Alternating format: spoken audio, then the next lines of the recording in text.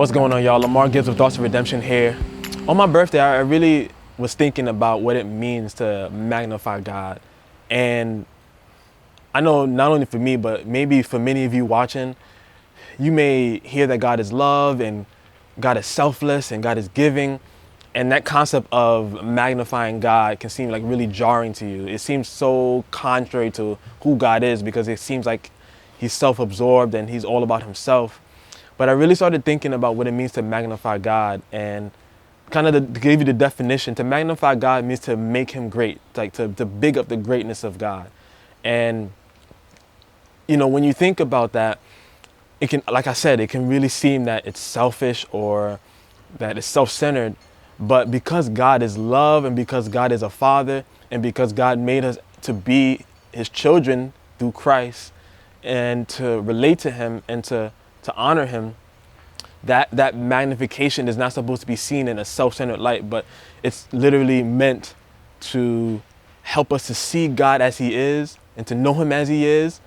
And then in light of that, we get to know who we are. And then in light of that, it helps us in our transformation of our thinking and our actions towards other people.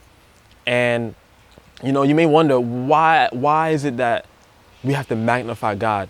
Because where we are now in the state that we're in as sinners or as people that are just imperfect, we can kind of lose sight of the greatness of God, where sometimes things can become familiar.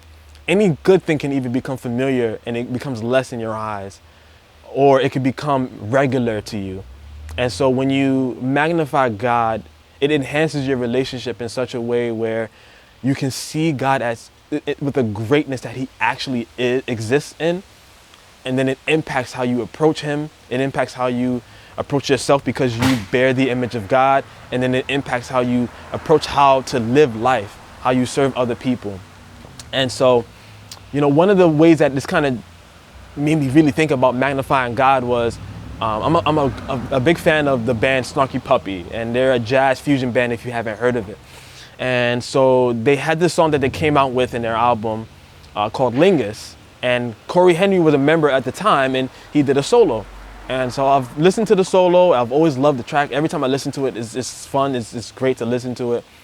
But when I saw him bigged up on social media, where that solo was actually just focused on, and it was a clip, and I listened to it, it literally made me go back to the track and appreciate the greatness of the track, all the intricacies of the keys that he was playing and all that kind of stuff. And so it made me really think, and it's really like that when it comes to magnifying God. You know that God is great. I know that God is great. But when I begin to magnify him and speak about all of his qualities, his goodness, his love, his justice, his passion, and all the things that he's doing, it magnifies him in our eyes. And it literally helps us to see him differently, and it enriches our relationship with him.